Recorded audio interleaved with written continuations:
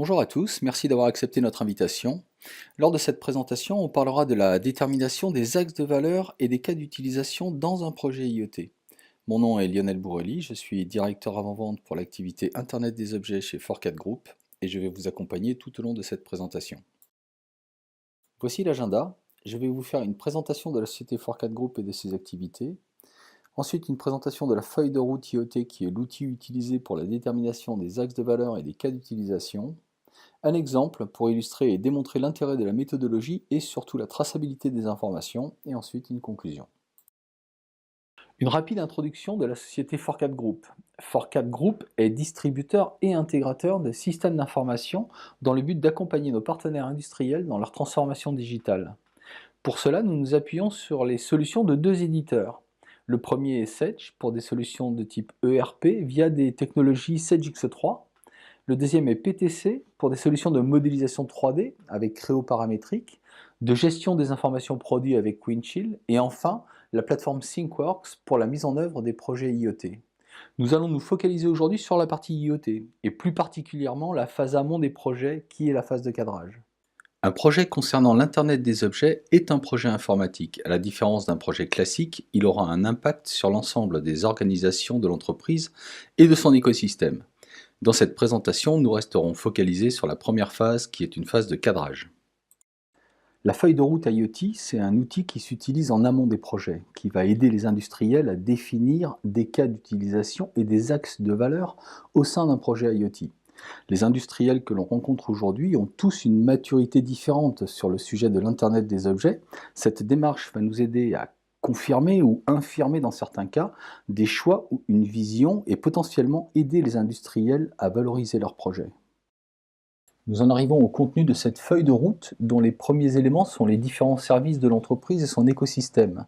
On va retrouver les services tels que le service marketing, le service commercial, le service développement produit, alors développement produit au sens multimétier du terme, donc tous les domaines liés au développement produit, le service industrialisation, la maintenance, le support client et le service informatique. Ensuite, on va bien sûr adresser l'écosystème. Alors dans cet écosystème, on va retrouver en priorité les clients, parce que bien évidemment, à ces clients, on va pouvoir, en fonction du périmètre fonctionnel de la plateforme, on va pouvoir leur offrir de nouveaux services, mais nous allons aussi retrouver des distributeurs ou des sociétés de maintenance spécialisées dans le cas où cette activité est sous-traitée.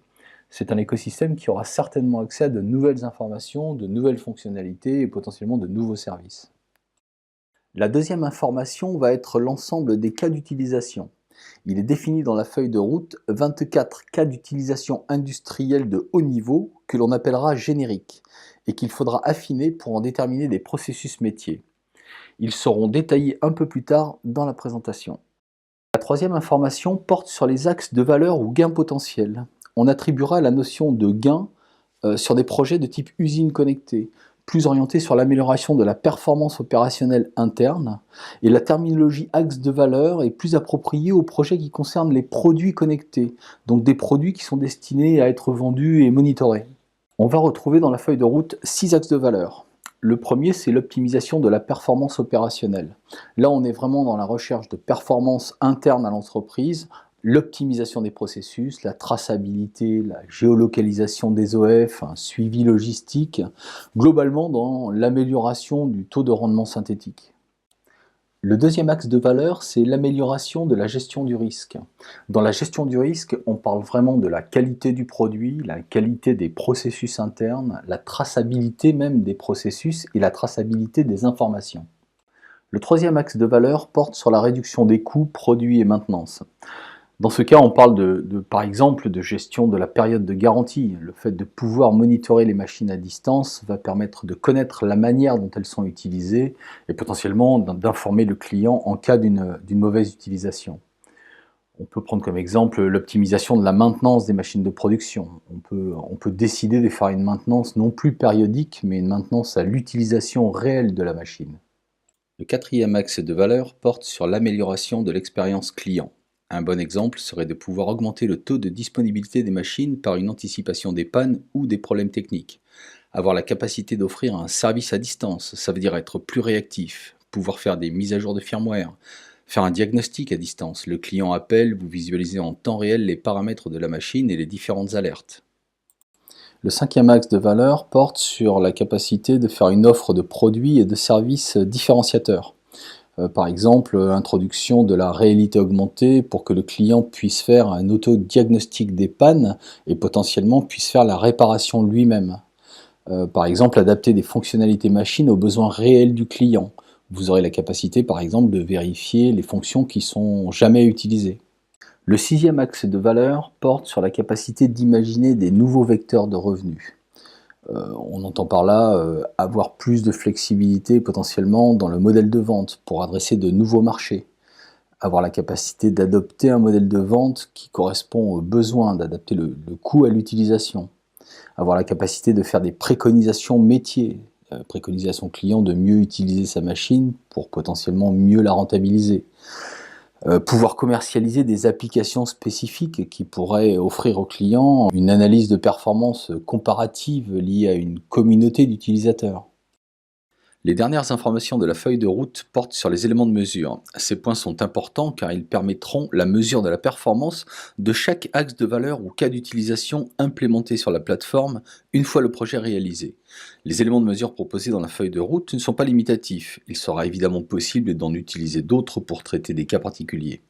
Dans les planches précédentes, je vous ai détaillé l'ensemble des axes de valeur ou des gains potentiels. Je vais maintenant vous présenter l'ensemble des cas d'utilisation génériques. Les cas d'utilisation présentés dans la feuille de route sont appelés génériques parce qu'ils sont de haut niveau. Dans les différentes sessions de travail de cette phase de cadrage, une activité sera dédiée à la déclinaison de ces cas d'utilisation génériques en fonction métier. Au moment de l'introduction du contenu de la feuille de route, les premiers éléments portaient sur les différents services de l'entreprise. En fait, ces cas d'utilisation sont catégorisés par service. Concernant le département marketing-vente, nous trouverons des cas d'utilisation focalisés sur de nouveaux modèles de vente ou la création de nouvelles opportunités de vente liées au fait que vos machines soient communicantes et connectées. Vous saurez comment vos clients utilisent vos machines. Vous pourrez par exemple adapter vos modèles de vente à l'utilisation réelle en fonction des clients, des secteurs ou des marchés. Vous pourrez vendre des nouveaux services, vendre des applications auxquelles vos clients auront accès au travers de plateformes mobiles. Ils auront aussi eux-mêmes la possibilité d'avoir accès aux informations de leur propre parc machine. L'utilisation de la réalité augmentée vous permettra, dans la phase de vente, de présenter à vos clients des modèles virtuels dans des contextes réels, par exemple à l'intérieur d'un atelier, pour une meilleure compréhension. L'ensemble des activités liées au développement trouvera un certain intérêt à l'analyse des informations sur l'utilisation de vos produits par l'ensemble des clients. La consultation de ces informations sera immédiate, en découlera peut-être une évolution des exigences de conception.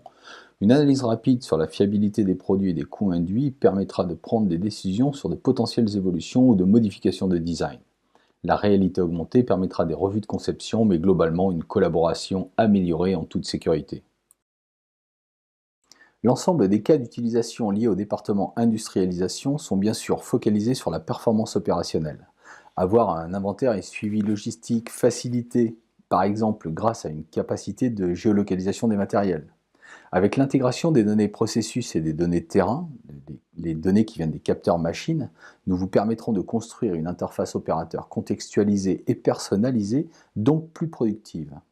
La possibilité de monitorer l'ensemble du parc machine, de connaître l'état de santé de certains organes critiques, de l'ensemble des outils utilisés, la connaissance du temps réel d'utilisation des machines vous permettra d'avoir une maintenance plus ciblée et une meilleure anticipation sur les pannes ou les problèmes techniques. Le dernier cas d'utilisation porte sur le suivi de l'exécution des ordres de fabrication. Alors là, on parle d'usinage, de montage ou de métrologie. Ce suivi peut se faire en temps réel avec la possibilité d'avoir des calculs de delta entre les temps théoriques prévisionnels et les vrais temps d'exécution, ce qui est une information importante.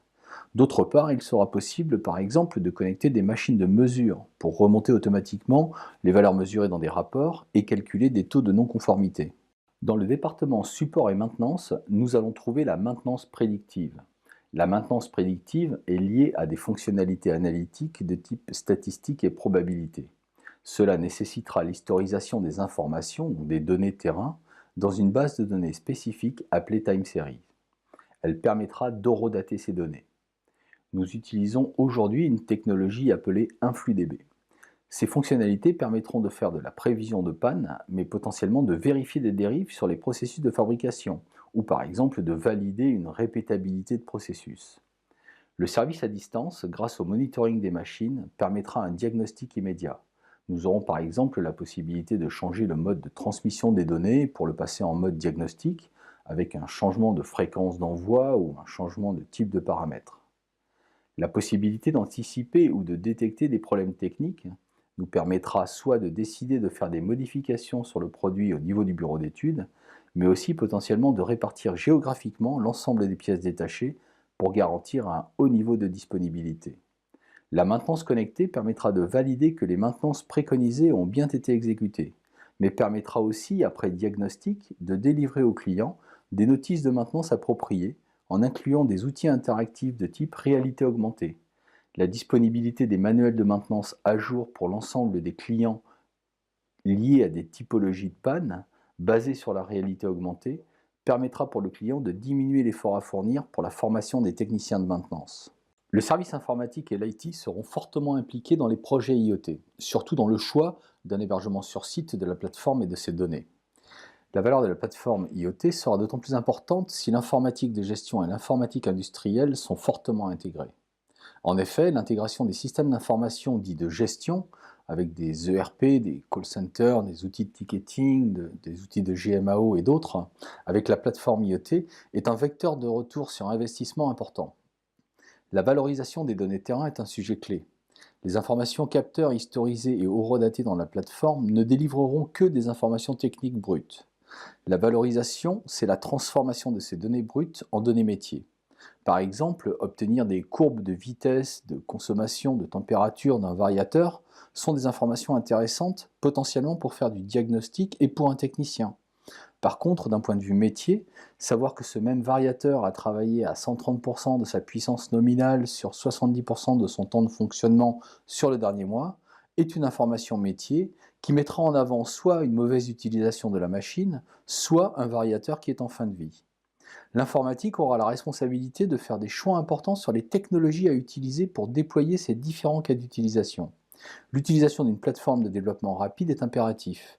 Les projets IoT sont déployés en mode agile et nécessitent donc une grande flexibilité.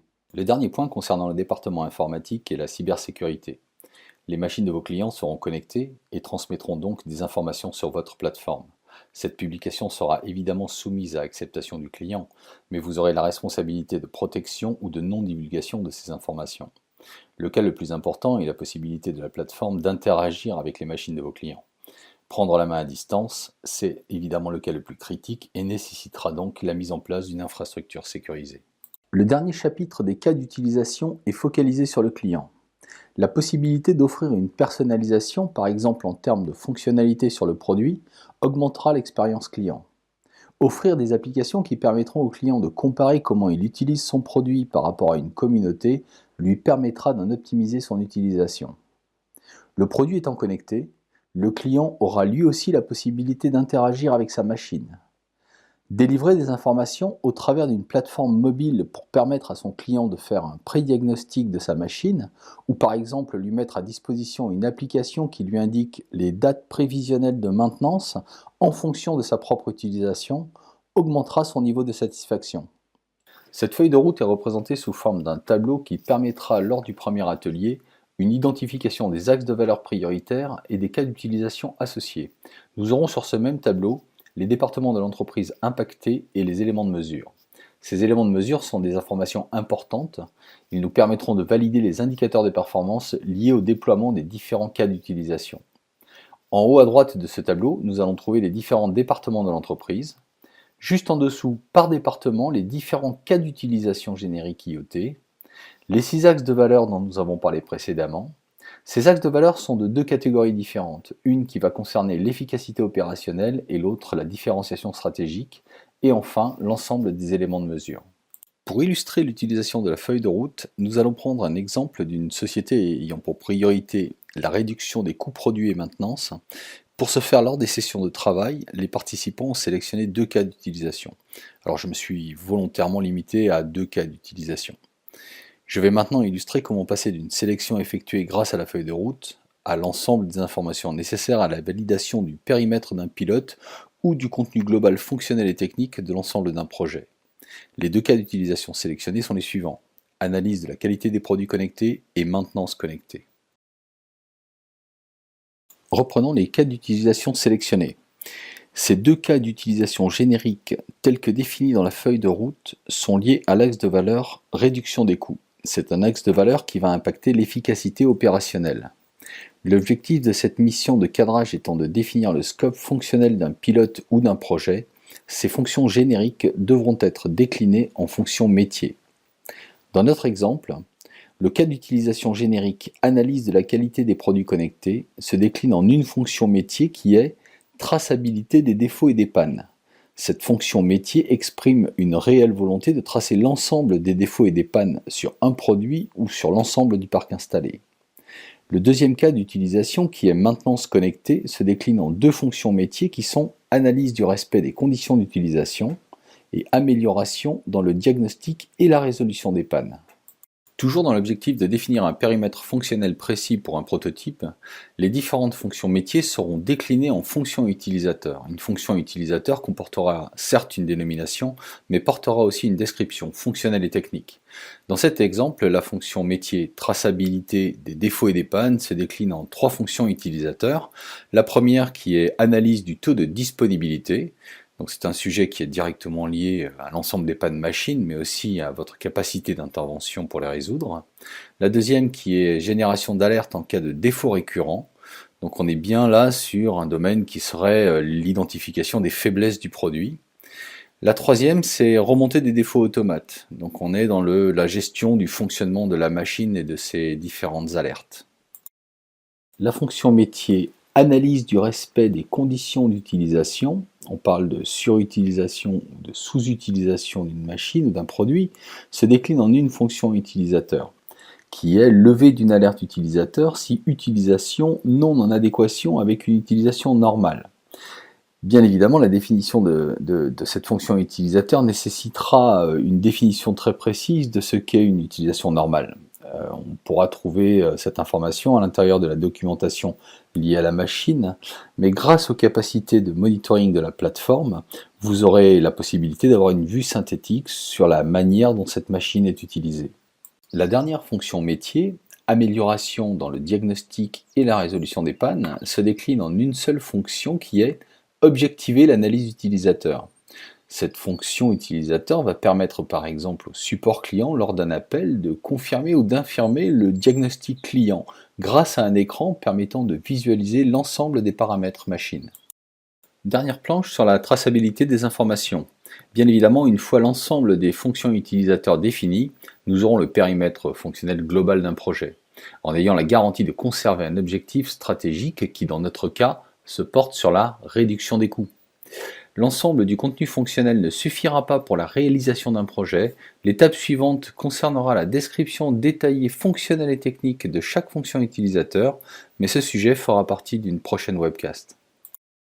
Le dernier sujet est une rapide introduction sur les niveaux de maturité. Nous avons vu comment définir l'ensemble des fonctions utilisateurs définissant le périmètre d'un projet. Ces fonctions sont classées par maturité. Il est bien évident que l'on implémentera dans la première phase d'un projet les fonctions de maturité 1. Ces fonctions utilisateurs sont liées à la remontée des informations terrain. Certaines de ces informations devront être historisées et horodatées pour adresser des fonctions de maturité supérieures. Dans notre exemple, remonter des informations automates sera de niveau 1, et ensuite l'ensemble des fonctions liées à la valorisation de ces données terrain en données métiers, par exemple l'analyse du taux de disponibilité, considérée comme ayant une maturité 4, sera basée sur l'ensemble des données historisées. Tous ces sujets feront partie de la prochaine webcast. Cette présentation est maintenant terminée et j'espère qu'elle vous aura apporté les informations attendues. Si toutefois il vous reste des questions au sujet de cette méthodologie, une remarque, n'hésitez pas à laisser un commentaire à cette vidéo. Nous y répondrons dans les plus brefs délais. Vous pouvez également nous contacter par téléphone ou par email tel qu'indiqué à l'écran. Si vous souhaitez avoir plus d'informations ou obtenir une présentation personnalisée, n'hésitez pas à nous contacter. Je vous souhaite une bonne journée à tous et à très bientôt.